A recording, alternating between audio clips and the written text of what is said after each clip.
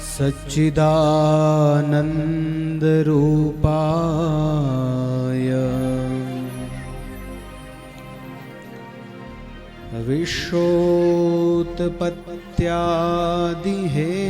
विश्वोत्पत्त्यादिहेतवे तापत्रय विनाशाय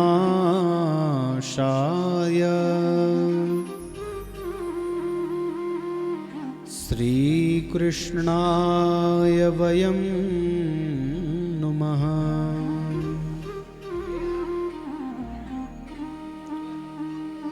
सृष्टो या सर्गरूपा जगदवनविधो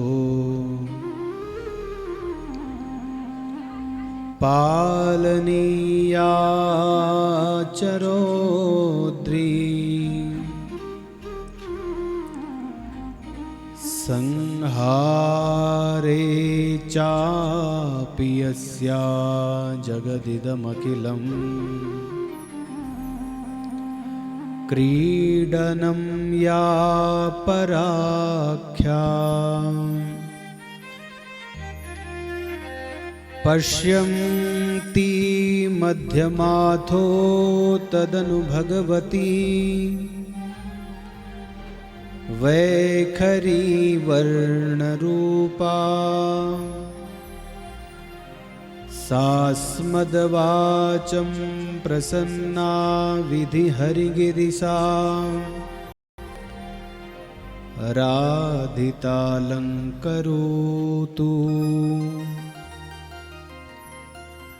कृष्णाय वासुदेवाय हरये परमात्मने प्रणतक्लेशनाशाय गोविन्दाय नमो नमः। बोले श्रीमद् भागवत महापुराण की जय। आइए भगवान नाम स्मरण सद्भाव और प्रेम से गाएं। नारायण नारायण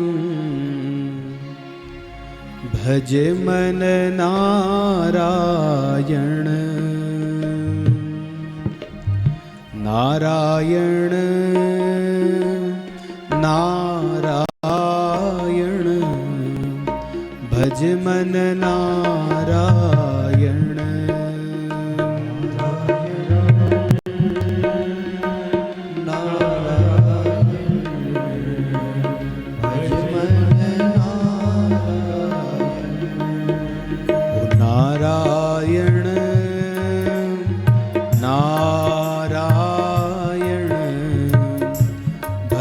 मन नारायण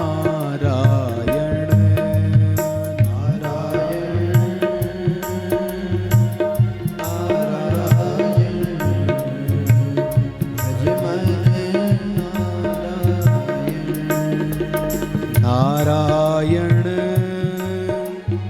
नारायण भज मन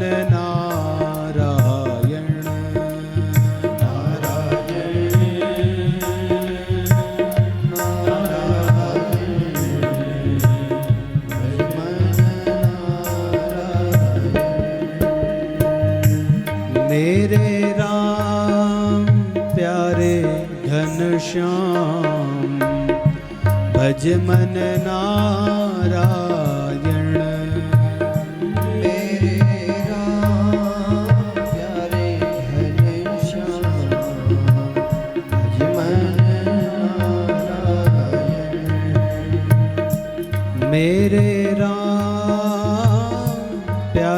घनश्याम भज मन नारायण मेरे राम प्यारे घनश्याम भज मन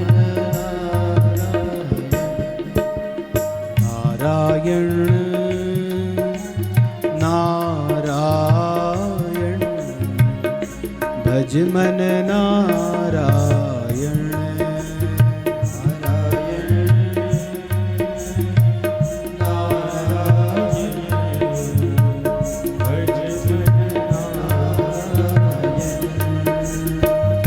नारायण नारायण भज मन नारायण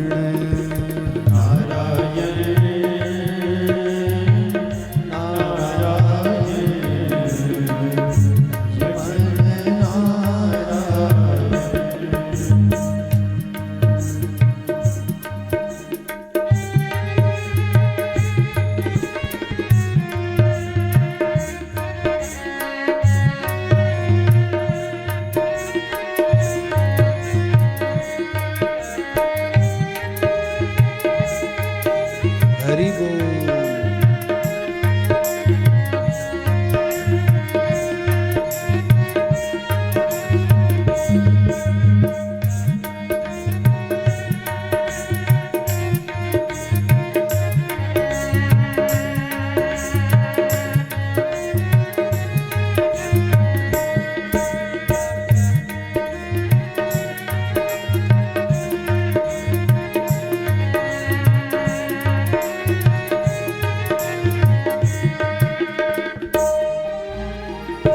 मेरे राम प्यारे घनश्याम भज मन नारायण मेरे राम प्यारे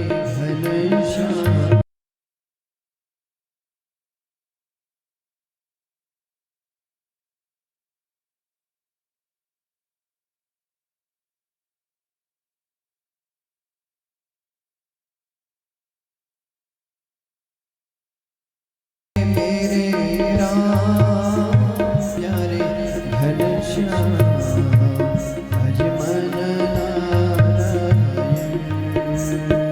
नारायण नारायण भज मन नारायण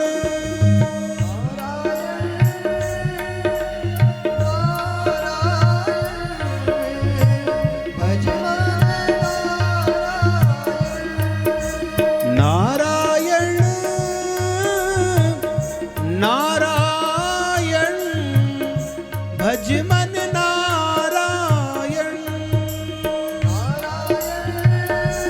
हे नारायण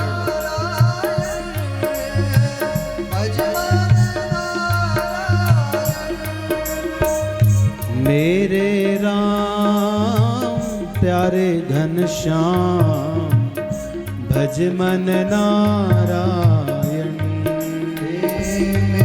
मेरे राम प्यारे घनश्याम भज मन नारायण मेरे राम प्यारे घनश्याम भज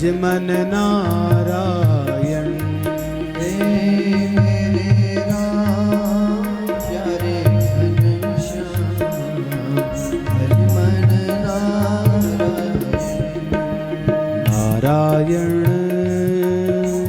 नारायण भज मन नारायण नारायण नारायण भज मन नारायण ओ भज मन नारायण भज मन मन नारायण रट मन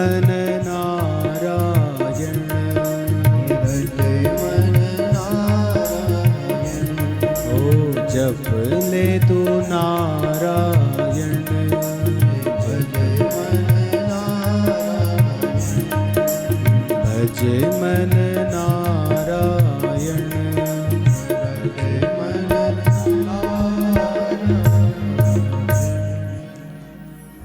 बोले कृष्णचंद्र भगवान की जय, हरि महाराज की जय, कैला पीर देवता की जय, गंगा मैया की जय। खंडवारी मैया की जय, यमुना मैया की जय, बद्र विशाल भगवान की जय, सत्य सनातन धर्म की जय। भगवान श्री हरि के चरणों में प्रणाम करते हुए समस्त उपस्थित देवडोलियां, समस्त आवाहित देवी देवता, मंडप पर विराजमान पूज्य आचार्य चरण, समस्त विद्वान विप्रवृंद, मूल पारायण पर विराजित श्रद्धेय पूज्य व्यास जी, समस्त विद्वान, समस्त हरिभक्तजन और बाहर से आए आप सभी अतिथिजन, आप सभी का व्यासपीठ से आपको मेरा प्रणाम। जय श्री कृष्ण। थोड़ा सा आवाज बढ़ा। भगवान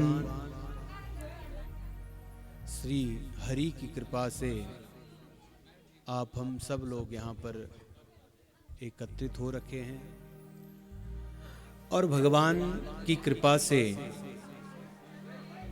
आज इस कथा का विराम दिवस है। कथाएं कभी पूरी नहीं होती है, यज्ञ कभी पूर्ण नहीं होता। कहीं ना कहीं एक घाट पर अगर कथा पूर्ण होती है तो दूसरे घाट पर कहीं कथा प्रारंभ हो रही है। तो यज्ञ जो है वो कभी पूर्णता की ओर नहीं जाता है, बल्कि उसको हम विराम देते हैं। तो आज यह जो विराम दिवस है, भगवान श्री हरि की कथा को हम विराम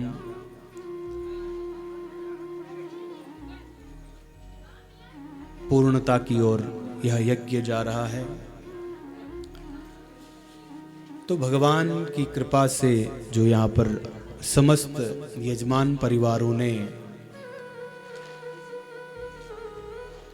7 दिनों तक जो यहाँ पर सेवा की, भगवान की कथा श्रवण करी और कीर्तन आदि किया, ये सब आपके पुण्य का प्रताप है और भगवान की कृपा सब बनी रहे। भगवान श्री कृष्ण के एक भक्त थे, मित्र थे, बड़े अत्यंत स्नेही थे। वो बचपन में साथ में रहे, साथ में गुरुकुल में रहे, शिक्षा अध्ययन किया।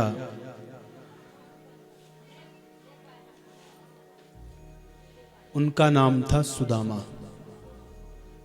देखो, यह जो भूमि है यह तपस्वियों की भूमि रही है। किसकी भूमि रही?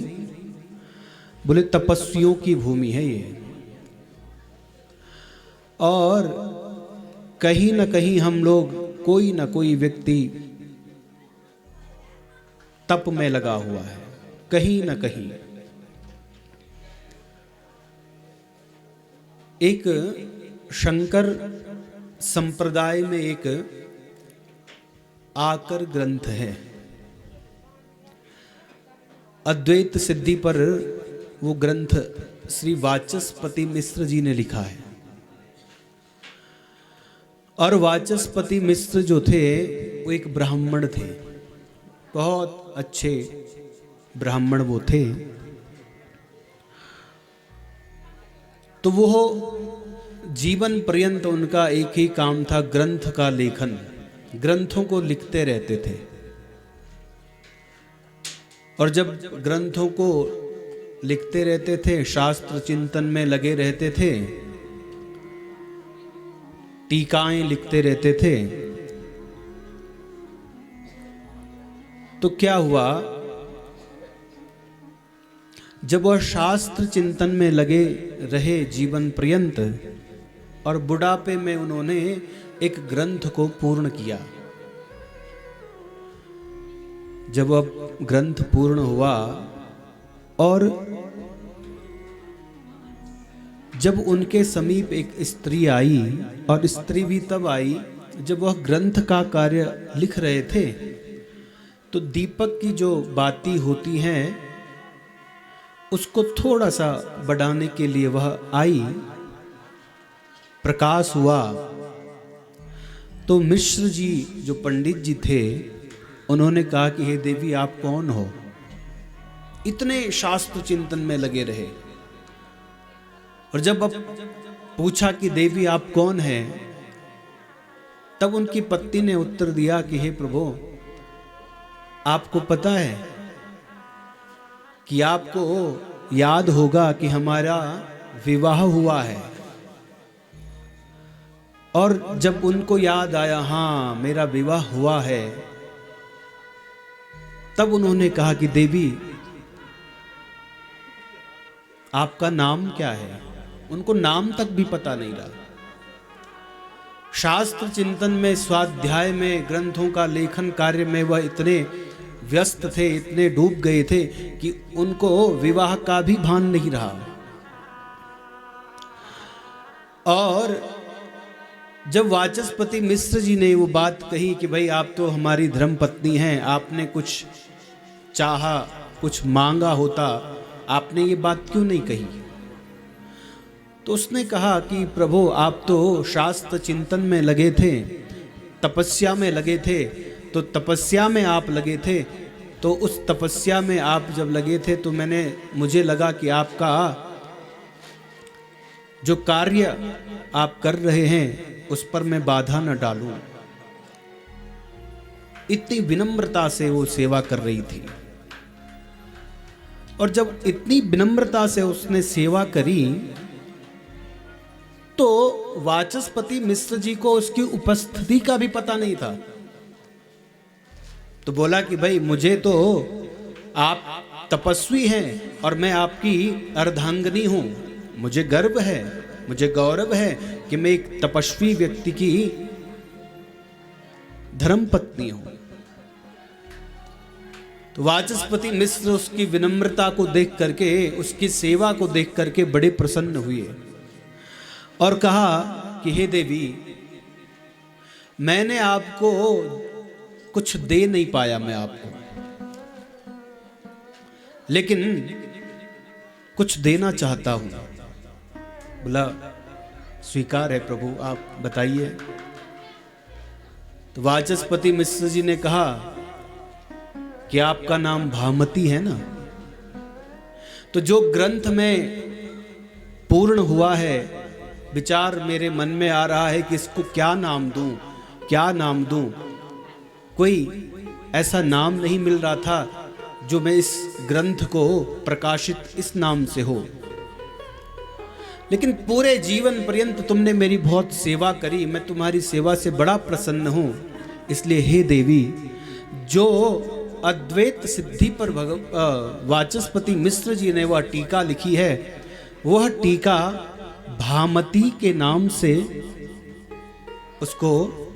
उसका नाम भामती रखा। और उसका नाम जब भामती रखा और कहा देवी, इस ग्रंथ को संसार में जब तक विद्वान जन रहेंगे, जब तक बड़े बड़े साधु संत रहेंगे, तब तक यह ग्रंथ जो है आपके नाम से अमर रहेगा। इसलिए आज भी बड़े बड़े विद्वान जो हैं, भामती के नाम से जो ग्रंथ है उसका स्वाध्याय करते हैं। और बहुत कम लोग जानते हैं कि भामती ग्रंथ जो है वह वाचस्पति मिश्र के द्वारा लिखा गया है। बहुत कम लोग जानते हैं। और आज भी वाचस्पति मिश्र का नाम बहुत कम जानते हैं, लेकिन उनकी धर्मपत्नी का नाम पूरा संसार जानता है। जब तक वह ग्रंथ है तब तक भामती देवी का नाम अमर है। तो ऐसी तपोभूमि है ये, तपस्यों की भूमि है ये। तो कहीं न कहीं हमारे भारतवर्ष की भूमि पर कोई न कोई तपस्वी व्यक्ति है जो तप कर रहा है। तो ऐसे ही एक भगवान के परम मित्र थे, परम सखा थे, वो हैं सुदामा। सवाग्यया यस्य गुणान् गृह्णीते करो च तत् कर्म करो मनश्च स्मरेद् वसन्तं स्थिरजङ्गमेषु शृणोति तत् पुण्यकथाः सकर्णः। पुण्यकथाः सकर्णः, वह वाणी वही है जो भगवान का गुणगान करे, हाथ वही है जो उनकी सेवा में संलग्न रहे, मन वही है जो भगवान का चिंतन करता रहे, और कान वही है जो भगवान की कथा का रोज श्रवण करे। तो ऐसे ही भगवान श्री कृष्ण के सखा थे। कृष्णस्यासीत् सखा कश्चिद् ब्राह्मणो ब्रह्मवित्तमः विरक्त इन्द्रियार्थेषु प्रशांतात्मा जितेन्द्रियः। कैसे हैं वो? बोले विरक्त हैं और प्रशांतात्मा है और ब्रह्मवित्तम है। ब्रह्मवित्तम माने, ब्रह्म माने होता है वेद। वेद के द्वारा जो वित्त उनको प्राप्त होता था उसी में वह संतुष्ट होते थे। कहते हैं सुदामा दरिद्र थे, लेकिन सुदामा दरिद्र नहीं थे। सुदामा जो थे वो क्या थे? इंद्रियार्थेषु, इंद्रियों पर उनको उनका संयम था। इंद्रियों पर उनका क्या था? संयम रहा। उनको अत्यधिक चाह नहीं थी, केवल ब्रह्म में ही वह लगे रहते थे, भगवान के चिंतन में ही वो लगे रहते थे। और जो उनको प्राप्त होता था वेद के द्वारा, उसी से वह अपने परिवार का पालन पोषण कर देते। मिल गया तो ठीक है, और नहीं मिला तो तब भी ठीक है। तभी उनकी जो धर्मपत्नी थी सुशीला नाम की देव्या, उन्होंने कहा प्रभु हमने सुना है कि घर में थोड़ा सा परिवार बड़ा हो रहा है दिन प्रतिदिन, तो इतने में तो कुछ होगा नहीं, लेकिन सुना है मैंने अपने सखियों से कि आपके जो परम मित्र हैं वो तो साक्षात श्रीयः पति। एक बार आप उनको मिलने जाएं, दर्शन करने जाएं, तब भगवान का स्मरण करते। यद्यपि भगवान का स्मरण वो रोज करते थे, नित्य करते थे। तब सुदामा को याद आया, हाँ आप सही कह रही हो देवी। और कहते हैं कि 70 वर्ष व्यतीत हो गए थे सुदामा के, तो क्या सुदामा को 70 वर्ष में ही भगवान के पास जाने का ऐसा क्या कारण था? उससे पहले क्या कभी उसने कभी सुना नहीं था? भाई नहीं, बहू जब घर में आती है तो वो तो 1 महीने में ही जान लेती है कि मेरे पति के कितने दोस्त हैं, कितने मित्र हैं, मेरे जो वर पक्ष के, जो मेरे पति के जो सगे संबंधी हैं, 1 महीने में ही पता लग जाता है।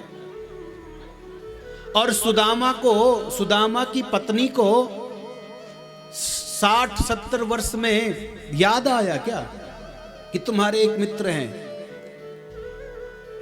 इसका एक कारण है। कथा आती है कि सुदामा ने एक संकल्प लिया था, और सुदामा ने जब संकल्प लिया था कि प्रभु जब तक आप मेरे घर पर आकर के मुझे स्वयं प्रेरणा न करें, तब तक मैं आपके द्वार पर नहीं आऊंगा। और तभी सुशीला के घर पर एक ब्राह्मण देवता भिक्षा के लिए आते हैं, और भिक्षा के लिए जब आते हैं तो सुशीला से याचना करते हैं कि भिक्षाम देहि, मुझे भिक्षा दीजिए। तब सुशीला कहती है कि प्रभु क्षमा करना, हे विप्र देवता, हे ब्राह्मण देवता, हमारे घर में सूतक चल रहा है, ऐसा वो बोलती है। तो उसने बोला सूतक क्या हुआ है, बालक हुआ है या बालिका हुई है? बोला कि नहीं, न बालक हुआ है न बालिका हुई है। तो फिर क्या हुआ है? बोला हमारे घर में दरिद्रता ने जन्म लिया है। सुन करके विप्र देवता को बहुत संकोच हुआ और वहां से चले गए। और जैसे ही भगवान वहां से, ब्राह्मण के रूप में भगवान आए थे वहां पर, और भगवान जब चले गए तब सुशीला ने सुदामा से कहा कि सुनो, आज एक ब्राह्मण देवता आए थे भिक्षा लेने के लिए,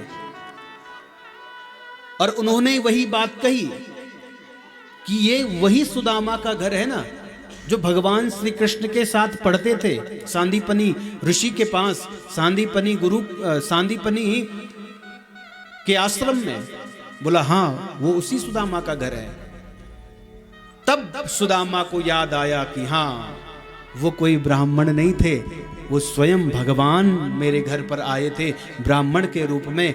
अब मैं भगवान के दर्शन करने जाऊंगा। तो कहते हैं कि घर में कुछ था नहीं, लेकिन उन्होंने कहा तुम्हारे पास कुछ हो तो मैं अपने मित्र के यहां जा रहा हूं, तो वहां पर खाली हाथ क्या जाऊं, कुछ तो लेके जाना पड़ेगा। रिक्त पाणिम न गच्छेत, राजा गुरु है, गुरु के पास जाओ तो खाली हाथ नहीं जाना चाहिए, मित्र के यहां जाओ तो खाली हाथ नहीं जाना चाहिए, देवता के दर्शन करने जाते हैं तो खाली हाथ नहीं जाना चाहिए। तो इसलिए हे देवी, आप कुछ ऐसी व्यवस्था करिए। तो उसने बोला कि मैंने व्यवस्था कर रखी है। और जब व्यवस्था करी तो थोड़ा सा तंडुल ले गए आस पड़ोस से मांग करके, और सुदामा ने कहा कि चलो भगवान से मांगने क्या, पर मिलने जाएंगे बहुत वर्षों से भगवान श्री कृष्ण के। भगवान तो सब जानते थे, अंतर्यामी मनुष्य, अंतर्यामी है भगवान श्री कृष्ण। और एक सुदामा के मन में ये बात आ रहा है, क्वाहम दरिद्रो पापीयान क्वा कृष्णा श्रीनिकेतनः। अरे कहाँ मैं दरिद्र और कहाँ श्री कृष्ण जो है लक्ष्मी से युक्त है, वैभव से युक्त है, कहाँ श्री कृष्ण। तो फिर भी गए हैं और रास्ते में चलते चलते भगवान श्री कृष्ण का स्मरण कर रहे हैं। चलो हम भी कुछ मिनट गुनगुनाएं। हो चले श्याम सुंदर से मिलने सुदामा, चले श्याम सुंदर से मिलने सुदामा, चले श्याम सुंदर से मिलने,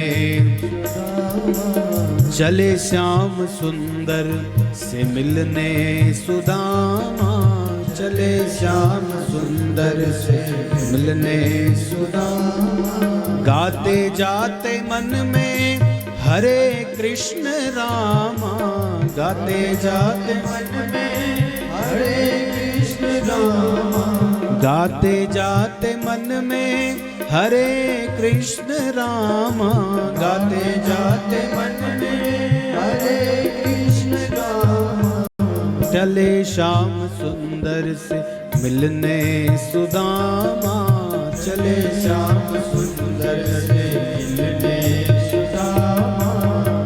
मार्ग में चल रहे हैं, भगवान का स्मरण कर रहे हैं सुदामा जी, और मन में गा रहे हैं क्या, गोविंद गोविंद गाइए रे, भजो राधे गोपाल कृष्ण गाइए रे।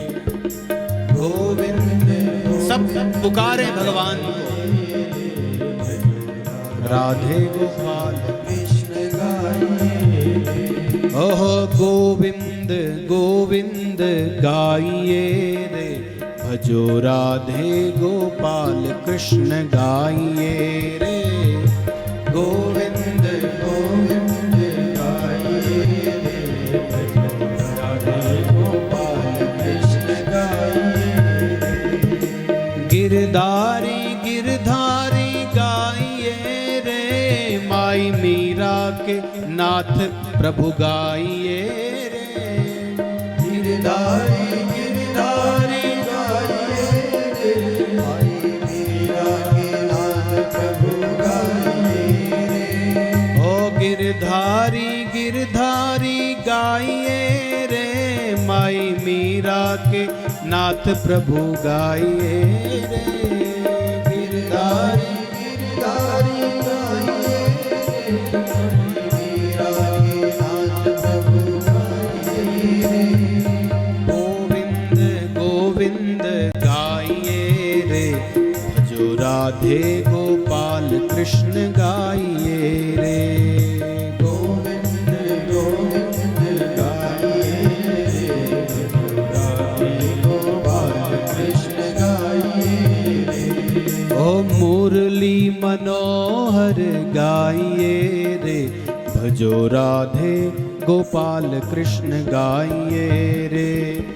मुरली मनोहर गाइए रे, भजो राधे गोपाल कृष्ण गाइए रे। गिरधारी गिरधारी गाइए रे, माई मीरा के नाथ को मनाइए रे। गिरधारी गिरधारी गाइए रे, माई मीरा के नाथ प्रभु मनाइए रे। ओह गिरधारी गिरधारी गाइए रे, माई मीरा के नाथ प्रभु गाइए रे। गिरधारी गिरधारी गाइए रे, माई मीरा के नाथ प्रभु गाइए रे। गोविंद गोविंद गाइए रे, माई मीरा के नाथ प्रभु गाइए रे। गोविंद गोविंद गाइए रे, माई मीरा के नाथ प्रभु गाइए रे। ओ गोविंद गोविंद गाइए रे, भजो राधे गोपाल कृष्ण गाइए रे। गोविंद गोविंद गाइए रे, भजो राधे गोपाल कृष्ण गाइए रे। मुरली मनोहर गाइए रे, भजो राधे गोपाल कृष्ण गाइए रे। मुरली मनोहर गाइए रे, भजो राधे गोपाल कृष्ण गाइए रे। गिरधारी गिरधारी गाइए रे, माई मीरा के नाथ प्रभु गाइए रे। गिरधारी गिरधारी गाइए रे, माई मीरा के नाथ प्रभु गाइए रे। ओ गोविंद गोविंद गाइए रे, भजो राधे गोपाल कृष्ण गाइए रे। गोविंद गोविंद गाइए रे, नाथ प्रभु गाइए रे। ओ गोविंद गोविंद गाइए रे, भजो राधे गोपाल कृष्ण गाइए रे। गोविंद गोविंद गाइए रे, भजो राधे गोपाल कृष्ण गाइए रे। ओ भजो राधे गोपाल कृष्ण गाइए रे। राधे गोपाल कृष्ण गाइए रे। ओ भजो मीरा के नाथ प्रभु गाइए रे। भजो मीरा के नाथ प्रभु गाइए रे। भजो मीरा के नाथ प्रभु गाइए रे। बोले कृष्णचंद्र भगवान की जय। मार्ग में भगवान का स्मरण करते करते सुदामा जी चल पड़े और कब द्वारका पहुंच गए पता भी नहीं चला। और द्वारका में जैसे पहुंचे तो द्वारपालों से पूछा कि भाई कृष्ण कहाँ रहता है, तो सब ने बोला कि भाई जो वो तो द्वारिकाधीश हैं, महलों में रहते हैं और उनको ऐसे नहीं बोलते हैं, वो तो बड़े राजा बन गया है ना, तो उनको बिल्कुल सम्मान के साथ उनका नाम लिया जाता है। तो उनको द्वारपाल ने सूचना दी भगवान श्री कृष्ण को, प्रभु द्वार पर कोई आपका ऐसा मित्र आया है और नाम उसका सुदामा है। कहते हैं भगवान श्री कृष्ण ने जैसे ही सुदामा नाम सुना और अपने आसन से दौड़े और द्वार पर भगवान श्री कृष्ण ने सुदामा को गले लगाया, और गले लगाया तो बहुत प्रसन्न हुए, इतने प्रसन्न हुए कि अपने सिंहासन पर बैठा दिया, और स्वयं भगवान जो हैं आज सुदामा के पैर प्रक्षालन कर रहे हैं। देखो भगवान भी जो हैं वो ब्राह्मण प्रिय हैं, जो वेद विद्या को जानने वाला होता है, जो ब्रह्मवेता होता है, जो कर्मनिष्ठ होता है, जो अपने धर्म का पालन करता है, वह भगवान से पूजा जाता है। यद्यपि भगवान कहते हैं आचार्य माम विजानीयान, आचार्य जो हैं, विद्वान जो हैं, ब्राह्मण जो हैं, वह मेरा ही स्वरूप है।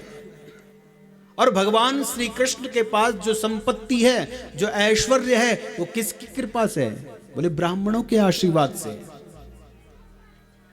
भगवान श्री राम के पास जो ऐश्वर्य है वो किसकी कृपा से? ब्राह्मणों के आशीर्वाद से। इसलिए ब्राह्मणों के आशीर्वाद में वो सामर्थ्य है कि ब्राह्मणों के आशीर्वाद में वह सामर्थ्य है कि उनके बात को, उनके आशीर्वाद को भगवान भी नहीं काट सकते। एक पंडित जी थे, उनके पास एक यजमान आया, बहुत बड़ा सेठ, और बहुत बड़ा जब सेठ था तो उसके पास बोला कि भाई उसकी संतान नहीं थी, और संतान नहीं थी तो उसने सारे ब्राह्मण देवता जो थे अनुष्ठान करवाया, और अपना जो एक सेवक था उसको कहा कि भाई जितने भी ब्राह्मण देवता हैं उनको जो भी आवश्यक सामग्री चाहिए यज्ञ की, पूजा की, आप उनकी खूब सेवा करना। अब ब्राह्मण देवता भी थोड़ा सा बातें करते रहते थे, जप करे तो थोड़ा सा अपना हास परिहास विनोद करते थे आपस में। तो जो सेवक था वो देखता रहता था कि ये तो फलाहार खाते हैं और बैठे रहते हैं, कोई गप मार रहा है, कोई कुछ कर रहा है। लेकिन शाम को जब भगवान शिव की आरती होती थी, सारे ब्राह्मण देवता वहां पर बैठ करके यही प्रार्थना करते थे कि प्रभु जप कैसा हो रहा है ये तो तू जानता है, और पाठ कैसा हो रहा है ये भी तू जानता है, तेरे से कुछ छुपा नहीं है। लेकिन हमारी एक ही प्रार्थना है, प्रभु शिव शंकर की जो यजमान जिस कामना से पूजा कर रहा है उसको पुत्र रत्न दे देना, बस। तो एक बार सेठ जी ने सेवक को फोन किया कि भाई कैसा चल रहा है वहां पर पूजा पाठ यज्ञ अनुष्ठान, ये घटी हुई घटना है ये। तो उसने कहा प्रभु सब ठीक चल रहा है, लेकिन जो ब्राह्मण देवता हैं वो ना पूजा कर रहे हैं, ना पाठ कर रहे हैं, ना जप कर रहे हैं, ना तप कर रहे हैं, तो फिर क्या कर रहे हैं वो? बोला एक चीज बड़ी अच्छी कर रहे हैं कि प्रभु हम पूजा पाठ जब तब क्या कर रहे हैं क्या नहीं कर रहे हैं हम तो कुछ जानते नहीं, और तेरे से कोई छुपा नहीं है, लेकिन जो हमारा यजमान है उसका बस पुत्र रत्न प्राप्त हो उसको। अब जो आयोजक करने वाला यजमान था उसने बोला इतना खर्चा करने के बाद ये सब ब्राह्मण देवता ऐसा कर रहे हैं, तो फिर उनको थोड़ा सा पीड़ा हुई मन में। समय आया और ब्राह्मणों को विदा दिया, और तब भगवान की कृपा से उसके घर में पुत्र रत्न की प्राप्ति हो गई। और पुत्र रत्न की प्राप्ति जब हो गई तब वह फिर ब्राह्मणों के पास गया और बोला कि भाई मुझे आपके प्रसाद का जो आपने किया था, जो भगवान की आपने सेवा करी थी, पूजा करी थी, अर्चना करी थी, उसकी कृपा से मुझे पुत्र रत्न प्राप्त हो। ये घटी हुई घटना है। तो ब्राह्मणों के आशीर्वाद से, हृदय से अगर आशीर्वाद निकल गया तो विप्रवाक जनार्दन, ब्राह्मणों के मुख से स्वयं भगवान बोलते हैं। इसलिए भगवान जो है, ब्राह्मणों मामकी तनु, ब्राह्मण मेरा स्वरूप है, ब्राह्मण मेरा शरीर है। ब्रह्मा जी ने तप करके ब्राह्मणों के शरीर को बनाया है। इसलिए आत्मोद्धारक शक्ति, परोद्धारकता तथा आत्मोद्धारक शक्ति तो सबके पास है। अपना कल्याण अगर हम चाहते हैं तो अपना कल्याण करने का सामर्थ्य सब में है, लेकिन दूसरों के कल्याण का अगर सामर्थ्य है तो वह केवल ब्राह्मणों में ही है। क्यों? क्योंकि भगवान ने परोद्धारकता शक्ति जो है वह ब्राह्मणों में दी गई है। दूसरों के कल्याण की जो भावना है, दूसरों के कल्याण का जो सामर्थ्य है, वह केवल ब्राह्मण के आशीर्वाद से ही हो सकता है। बाकी तुम कुछ भी करो, लेकिन जब तक ब्राह्मण प्रसन्न नहीं है और ब्राह्मण के हृदय से आशीर्वाद नहीं निकला, तब तक किसी भी देवता का पूजन आप करो। और घर में कोई ब्राह्मण आए, याद रखना, याज्ञवल्क्य ऋषि के एक शिष्य थे और वह राजा जनक के यहां गए। उपनिषद में एक कथा आती है, और राजा के यहां जब वो जा रहे थे तो याज्ञवल्क्य ऋषि ने कहा कि आपको राजा के यहां पूजा में जाना है। बोला कि प्रभु मुझे नहीं जाना है, ये बड़े बड़े लोग जो होते हैं ये समय पर नहीं काम करते, और फिर मुझे इंतजार करना पड़ेगा, और फिर इंतजार करना पड़ेगा तो फिर मुझे पसंद नहीं है कि मैं इंतजार करूं। तो राजा के पास गए तो राजा वही अपने कार्यों से थोड़ा सा आलस्य में थे, तो अपने होते ही राजा है, राजा के तो कई कार्य होते हैं, भूल गया। तो याज्ञवल्क्य के जो शिष्य थे वो गए वहां पर, इंतजार किया। बोला कि भाई तुम्हारा राजा कहाँ है? बोला महाराज जी थोड़ा सा विलंब है, थोड़ा आप रुकिए।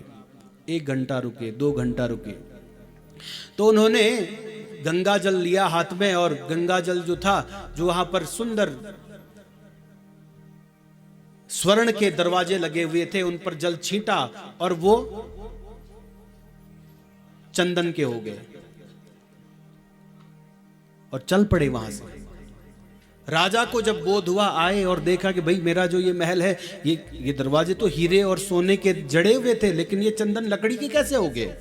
बोला कि महाराज क्षमा चाहते हैं, याज्ञवल्क्य ऋषि के शिष्य आए थे और उन्होंने आपका इंतजार बहुत किया, लेकिन वो क्रोध में चले गए। और फिर याज्ञवल्क्य ऋषि के पास राजा जनक गए और उन्होंने प्रार्थना करी, और प्रार्थना जब करी तब उन्होंने कहा कि प्रभु पुनः एक बार आचार्य को मेरे घर में आप पूजन के लिए भेज दो।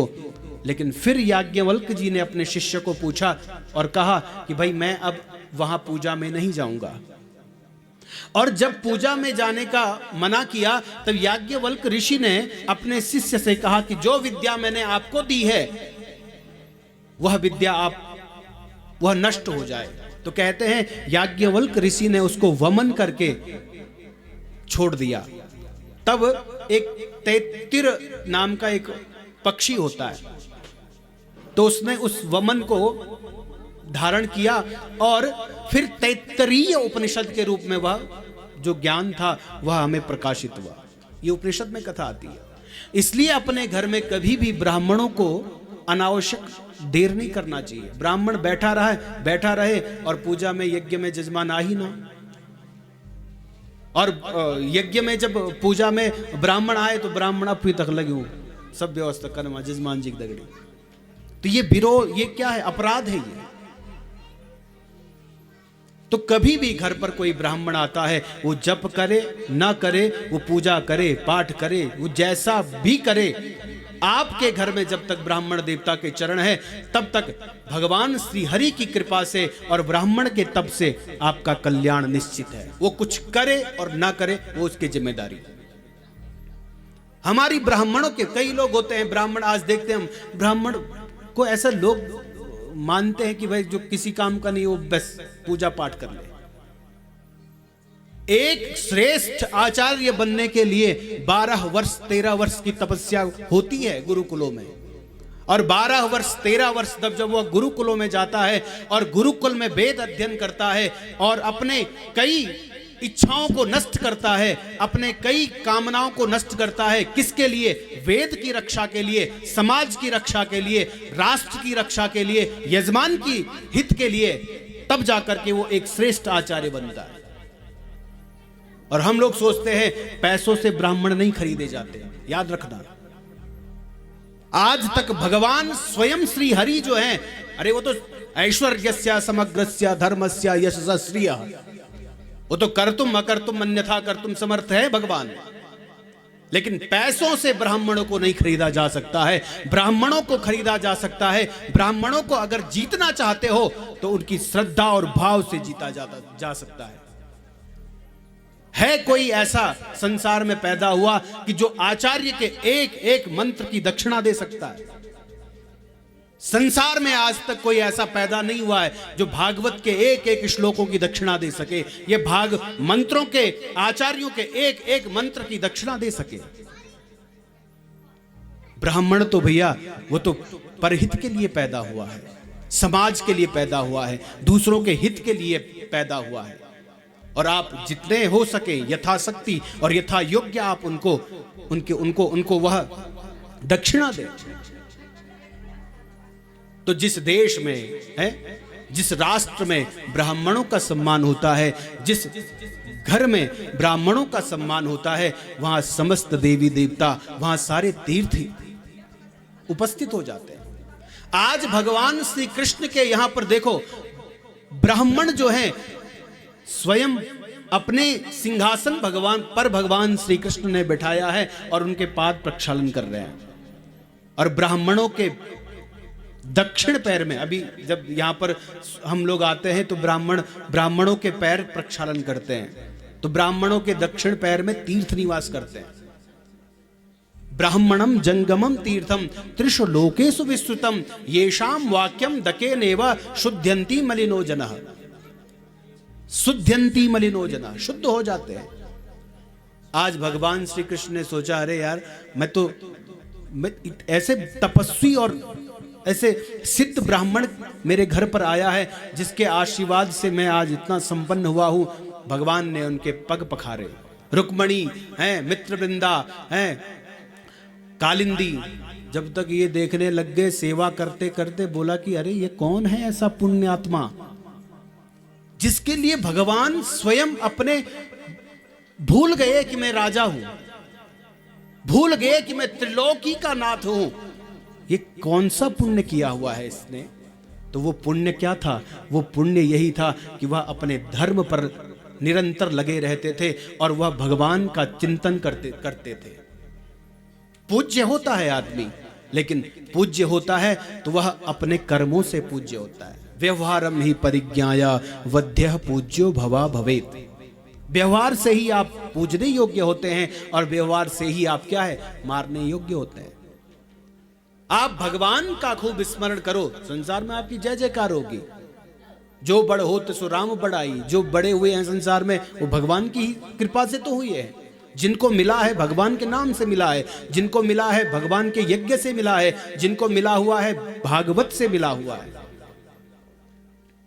तो भगवान ने जब पैर प्रक्षालन किए तो कहते हैं कि गंगा जल तो था नहीं कि कवि का भाव है ये, देखी सुदामा की दीन दशा, करुणा करके करुणा निधि रोए, पानी परात को हाथ छुयो है, नैनन के जल सो पग धोए। अपने अश्रुओं से भगवान ने आज किसके पैर प्रक्षालन कर रहे हैं? सुदामा जी बड़े संकोच में है, कह रहे प्रभु रहने दीजिए थोड़ा सा। और जो महापुरुष होते हैं वो थोड़ा बड़े विनम्र होते हैं, इसलिए आपने देखा कई साधु संत होते हैं कि वो अपने पैर चरण स्पर्श नहीं करने देते हैं, वो परहेज करते हैं उस चीज से हैं। और एक हम हैं जो अपने चरणों को पूजा प्रक्षालन करा करके सारा पुण्य आप लोगों को है। तो जो विद्वान होता है वो संकोच करता। आज भगवान को देखा कि भाई भगवान ने बोला कि बस तू यहाँ आया है तो अब मैं जो मर्जी मेरी इच्छा होगी मैं वो करूँगा।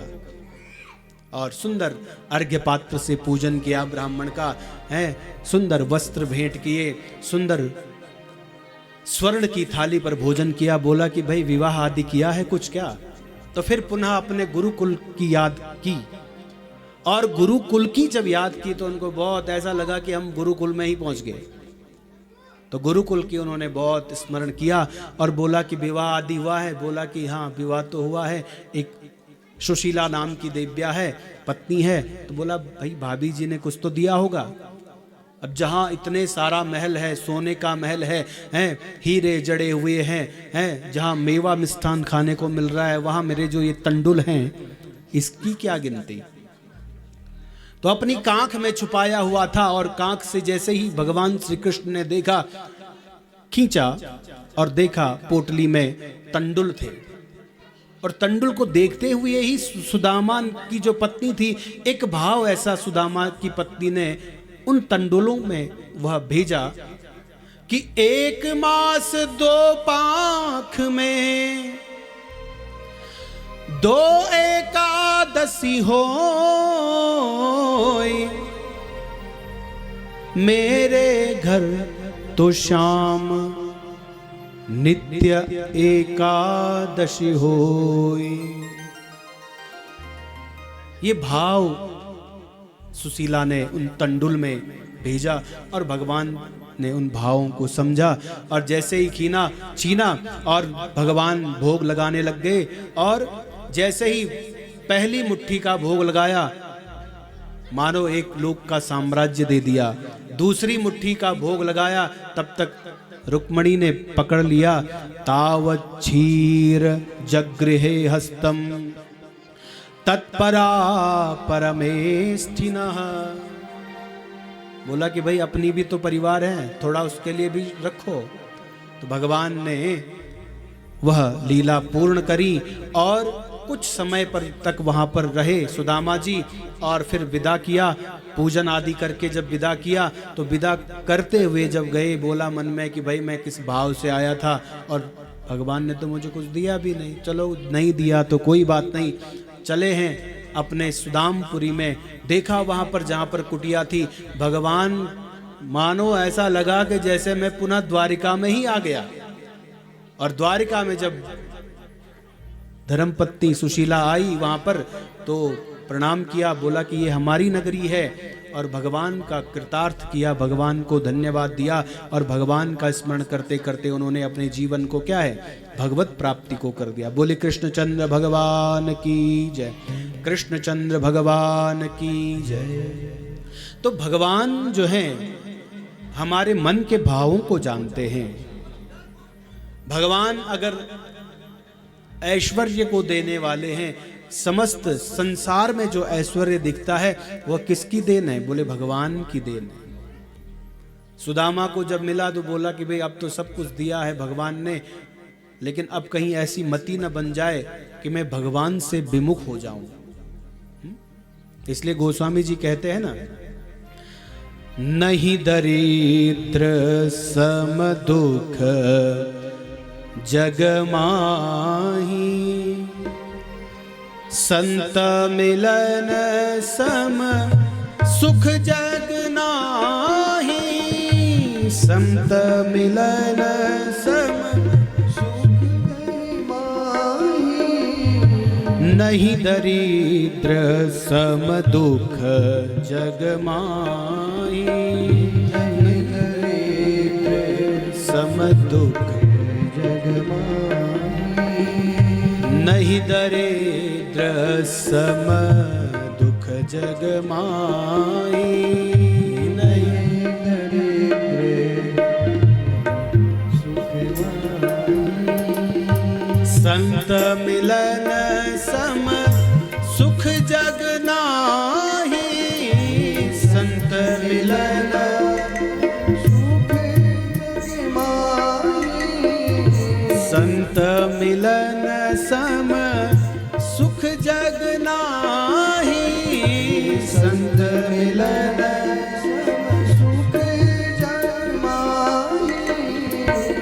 नहीं दरिद्र सम दुख जग माई, नहीं दरिद्र सम दुख जग माई। सुख क्या है? बोला सत्संग। सत्संग से वधर निर्णाम। सत्संग जो है ये मनुष्यों का निधि है, खजाना है ये। तो सत्संग से वह हमें प्राप्त, सत्संग के बराबर कोई सुख नहीं है और संसार में दरिद्रता के बराबर कोई दुख नहीं है। आगे चल करके भगवान ने अनेक लीलाएं करी और कलयुग के राजाओं का वर्णन बताया। कलयुग में कैसे राजा होंगे? बोले यह जो कलेर दोष निधे राजन न्यस्ति हे को महान गुणः कीर्तनाद्देव कृष्णस्य मुक्त संगः परम ब्रजेत। कलयुग में जो राजा होंगे बड़े, अपूज्या यत्र पूज्यन्ते पूज्या पूज्य व्यतिक्रमः त्रीणि तत्र प्रजायन्ते दुर्भिक्षम मरणम भयम। जब कलयुग अंत समय में आ जाएगा, राजा लोग राष्ट्र की उन्नति का ठीक से निर्वहन नहीं कर पाएंगे, राष्ट्र का वित्त जो है उससे ठीक से समाज की सेवा में नहीं लगाएंगे, केवल मनमाने ढंग से अपना आचरण करेंगे और अंत में यह पृथ्वी है, निर्बीजा पृथ्वी निरोषधी रसः नीचा महत्वं गताः भूपाला निज धर्म कर्म रहिता विप्रा कुमार गैरताः भार्या भर्त विरोधिनीं परतराः पुत्रा पितुर्द्वेषिणौ हा कष्टं खलु वर्तते कलयुगे धन्यामृता ते नरः। यह पृथ्वी जो है वह निर्वीज हो जाएगी, अच्छी उपज नहीं होगी। जब कलयुग अंतिम चरण में होगा, औषधियों का हम सेवन करेंगे लेकिन औषधि जो है वह हमें फायदा नहीं पहुंचाएगी। भूपाला निज धर्म कर्म रहिता, जो राजा लोग होंगे वह धर्म और कर्म से च्युत होंगे। विप्राह कुमार गई रता, विप्र जो है वह कुमार्ग पर चलेंगे। भार्या भर्तृ विरोधनी परतरह, भार्या पति पत्नी में ज्यादा कलह होगा। और पुत्राः पितुर्द्वेषिणः, पिता पुत्र पिता से द्वेष करेगा। हा कष्टम खलु वर्तते कलयुगे धन्यामृता ते नरः, कलयुग में बहुत कष्ट है और अच्छे हैं वे लोग जो इस संसार को छोड़कर चले गए हैं। और कलयुग के लोग बड़े पढ़े लिखे हो जाएंगे, तो पढ़े लिखे जब हो जाएंगे तो कहा है कि रविवासरे संडे च, रविवार को क्या बोलेंगे? संडे बोलेंगे। रविवासरे संडे च फाल्गुने चैव फरवरी, फाल्गुन को महीनो जो मारू 12 महीना हो ना, 12 महीने माताओं को तो याद होंगे, लेकिन अब जो नई पीढ़ी है तो उन्हें हिंदी में 12 महीनों के नाम उनको याद नहीं होंगे, जनवरी फरवरी सब बोलेंगे। तो फाल्गुने चैव फरवरी, फरवरी को क्या, फाल्गुन के महीने को क्या बोलेंगे? फरवरी। और रविवासरे संडे च फाल्गुने चैव फरवरी षष्ठीश्च शिष्टि गेय, षष्ठी 60 शिष्टि तदुदाहार मीदृशम। ऐसे कलयुग के लोग क्या होंगे? पढ़े लिखे होंगे। और अंतिम में जब राजा परीक्षित जो हैं वह शुकदेव को उपदेश करते हैं कि हे शुकदेव, परीक्षित को उपदेश करते हैं कि हे परीक्षित, यदि आपके मन में कोई शंका हो तो आप हमें पूछ सकते हैं। लेकिन भगवान की कथा सुन करके जब वह क्या कर रहे हैं, भगवान के धाम को अब जाने के लिए तैयार हो रहे हैं, तो भगवान का स्मरण कर रहे हैं कि बोला कि भाई तेरे मन में अभी भी कोई शंका है तो आप बता सकते हैं। बोला कि नहीं प्रभु, आप, मैं धन्य हो गया हूँ, धन्योस्मि धन्योस्मि अनुगृहतोस्मि भवतः परमो मतः। प्रभु आपने जो मुझ पर उपकार किया है मैं बड़ा धन्य हुआ हूँ, और कोई इच्छा हो तो आप मुझे बताएं। बोला कि प्रभु अब कोई इच्छा नहीं है, बस अब इस देह से, इस पंच तत्व जो यह शरीर है, इससे जो अब मुझे मिलेगा वो भगवान के धाम को जा रहे हैं। और दिव्य ज्योति प्रकट हुई और तक्षक ने जो शरीर था वह ढसा। उससे पहले तो भागवत रूपी कथा से वह अमरत्व को प्रदान हो गए और भगवान के धाम को प्राप्त हो गए। बोले कृष्णचंद्र भगवान की जय, कृष्णचंद्र भगवान की जय। तो आइए हम भी भगवान से प्रार्थना करें। प्रभु हम भी शरणागत हैं, स्वीकार करो तो जाने। प्रभु भगवान को स्मरण करते हुए सब लोग भाव से, प्रेम से प्रभु हम भी शरणागत हैं, स्वीकार करो तो जाने। प्रभु हम भी शरणागत हैं, स्वीकार करो तो जाने। अब हमें पतित से पावन सरकार करो तो जाने। अब हमें पतित से पावन सरकार करो तो जाने। अब हमें पतित से पावन सरकार करो तो जाने।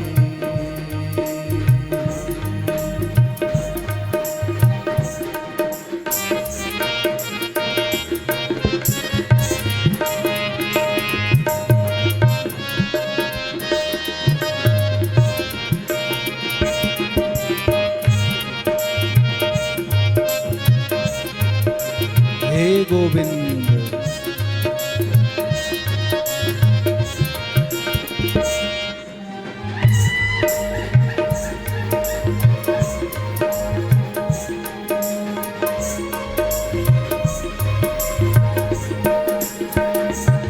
प्रेमी जन तुमको ध्याते हैं, तुम भक्ति भाव बस आते हैं।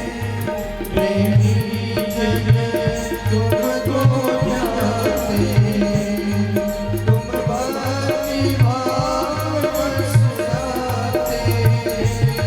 प्रेमी जन तुमको ध्याते हैं, तुम भक्ति भाव बस आते हैं। प्रेमी जन तुमको ध्याते हैं, तुम भक्ति भाव बस आते हैं। हम कुटिल हृदय से कलुषित हैं, उपकार करो तो जाने।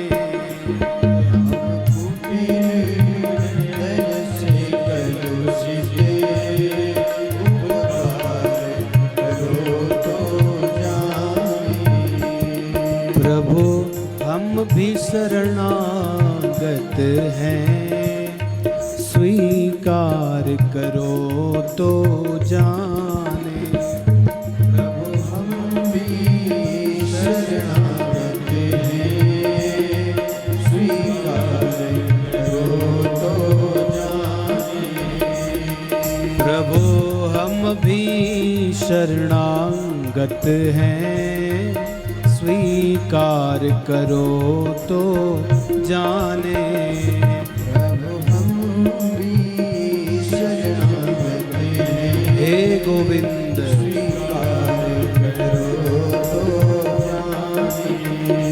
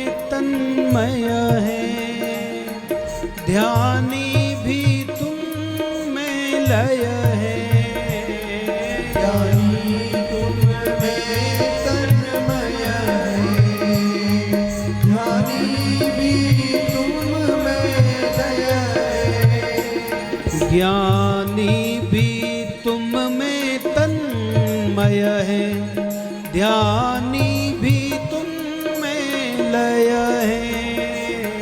ज्ञानी भी तुम में तन्मय है, ज्ञानी भी तुम में लय है।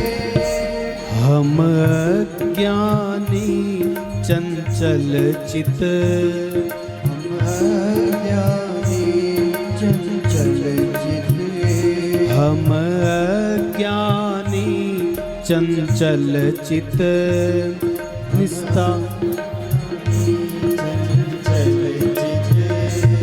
निस्तार करो तो जाने, निस्तार करो तो जाने। प्रभु हम भी शरणागत हैं, स्वीकार करो तो जाने। प्रभु हम भी शरणागत हैं, स्वीकार करो तो जाने। हरि बोल।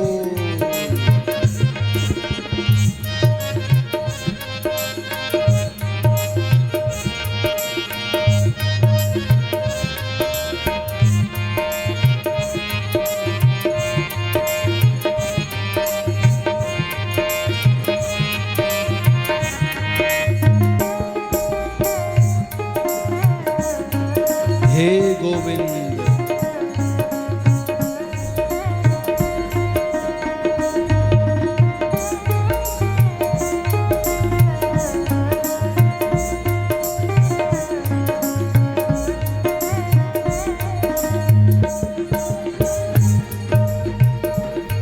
किस मुख से विनय सुनाए, हम कैसे तुम्हें मनाए।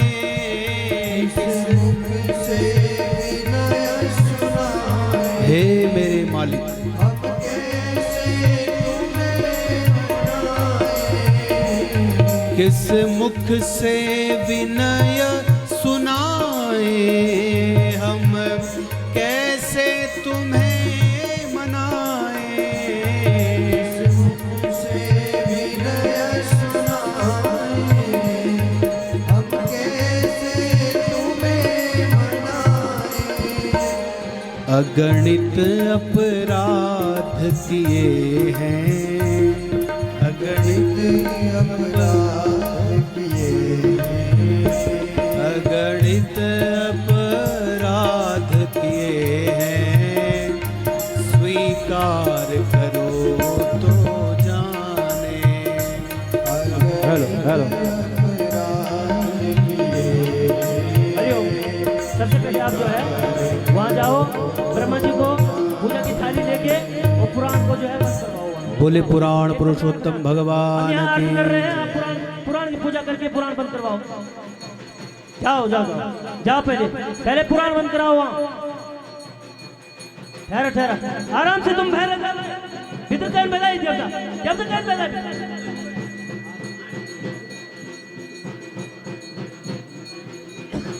पुराण पुरुषोत्तम, ये बैग खोलो। पुराण पुरुषोत्तमाय नमः। सर्वोपचार। परमेश कहाँ है? परमेश कहाँ है? तुम आरती बोलो जगदीश की, मैं यहाँ पूजा करा रहा हूँ पुराण की। आप बोलते रहो। पुराण पुरुषोत्तमाय नमः। सर्वोपचारार्थे गंधाक्षर पुष्पाणि समर्पयामि। ओम बंसी विभूषित करा नवनीरदाभात पीतांबरा तरुण बिंब। पुराण की पूजा कराओ ना वहाँ। जजमान जी को ले जाओ, वो चले गए, इनके पिताजी चले गए वहाँ, इनके पिताजी चले गए। पुराण पुरुषोत्तमाय नमः। सर्वोपचारार्थे गंधाक्षर पुष्पाणि समर्पयामि। ओम मा हरिः ओम महा ओम एदां विष्णुर्विचक्रामे त्रेदा निदधे पदं समूढमस्यापा घुंसुरे स्वाहा। गंध अक्षत पुष्प धूप दीप नैवेद्यम समर्पयामि। जो ध्यावे फल पावे दुख विनसे मन का। स्वामी दुख विनसे मन का। सुख संपत्ति घर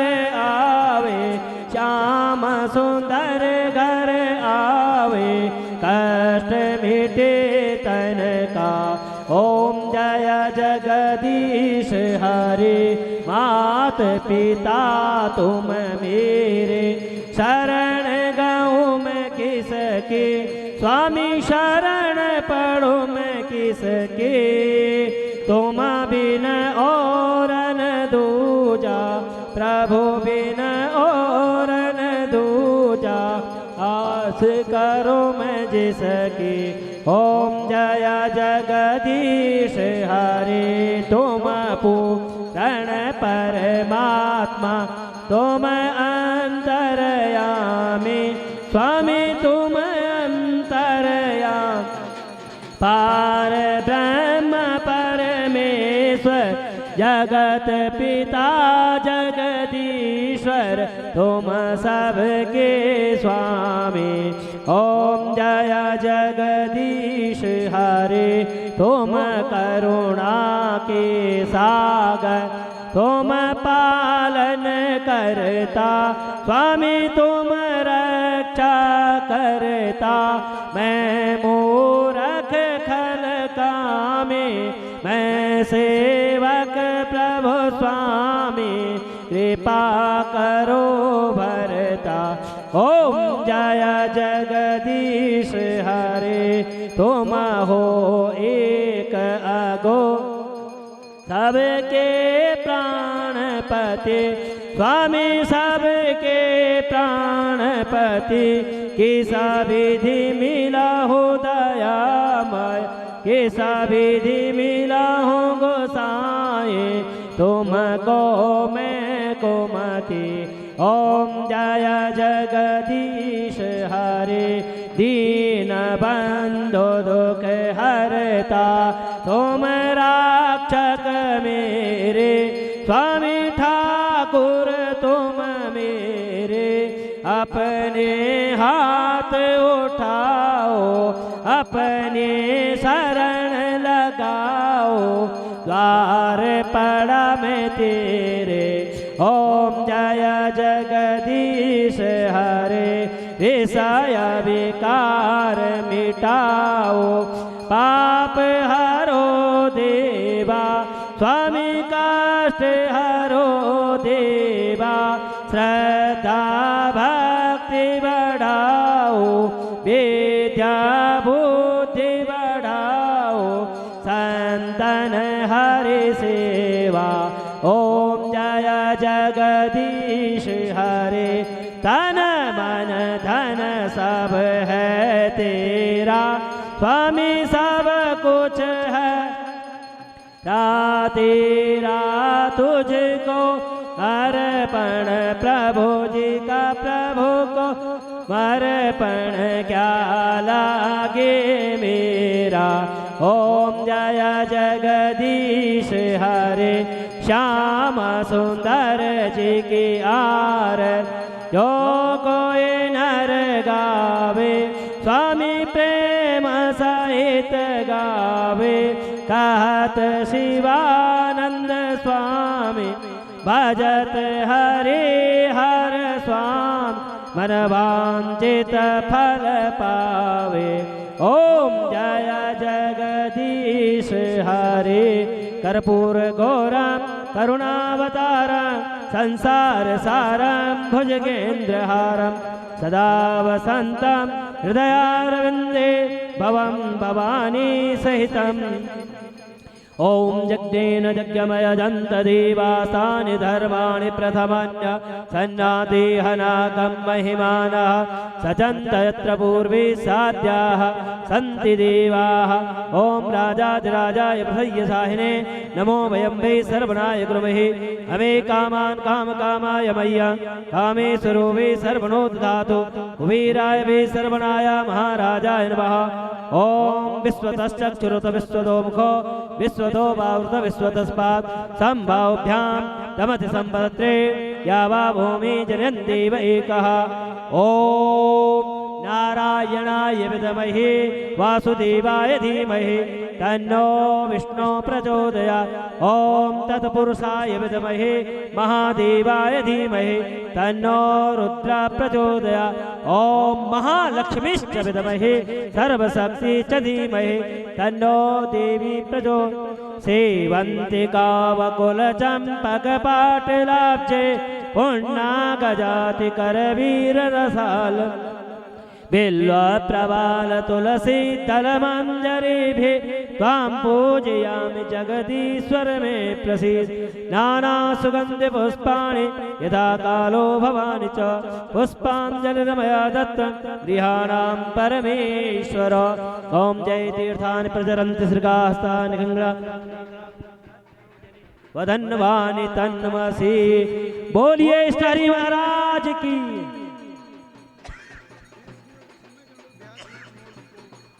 नागराज देवता की, छत्रघंटाल देवता की, गुरुकला